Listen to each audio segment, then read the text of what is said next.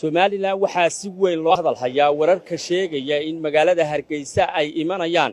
ra'iisul wasaaraha dalka Itoobiya iyo waliba madaxweynaha waddanka Soomaaliya. Haddaba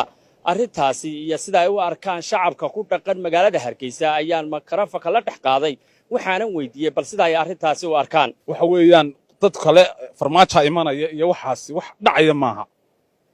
waxa weeyaan xabad baan naga xigta ninka waqtigiisii uu dhacay 3 sano dalka haystay dhibaato badan buu inoo geystay macaa inaan la kulanno waajib maaha. anigu waxaan u arkaa farmaajo haddii uu maanta yimaado waddanka in goonistaagii laga noqday marka ma ogolin inuu yimaado waddanka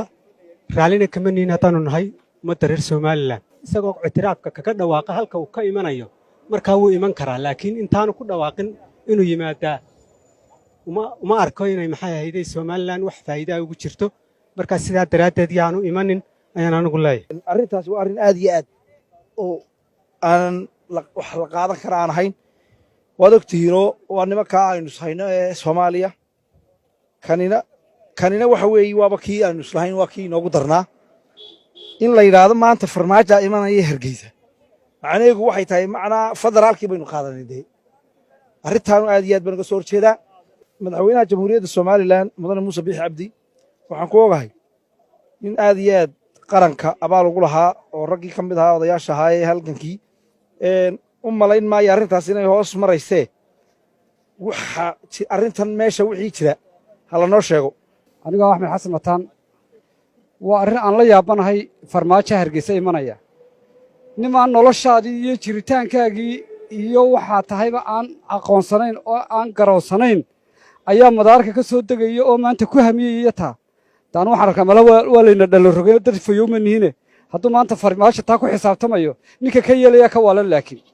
arrintaasna inayna dhacayn baan u malaynayaa laakiin riyariyay la tahay aniga magacaygu Gulad Xasan tani anagu haddaan nahay dhalinyarada Somaliland oo gaar ahaan caasimadda Hargeysa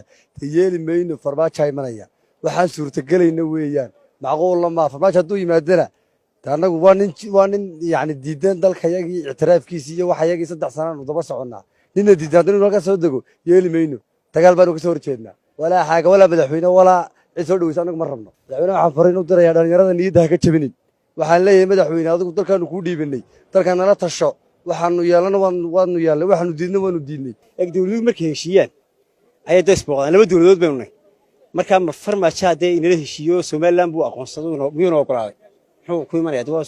dad way isweydiinayaan marka waxaan u arkaa mar hadii aanu hadduu inoo ogolaado iman kara laakiin mar hadii aanu heshiisiyo tanaasula ummadan 25 sanadood baynu Somaliland ahayn Soomaa marka farmaajo wuxuu ku iman karaa anu qabaday isagoo tanaasulo aynu heshiis galnay.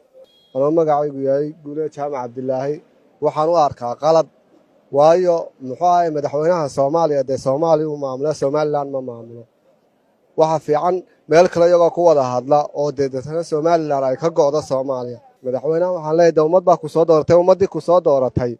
muxuu ahay waa inaad kalsoonidoodii iyo sharaftoodii ilaalisaa. imaanshaha marka hore wax ka horeysa in la soo wada hadlo oo guddi xaanta soo galan sheekada baash marka la soo diraan riyada soo bislaatay inuu halkan yimaado laastiga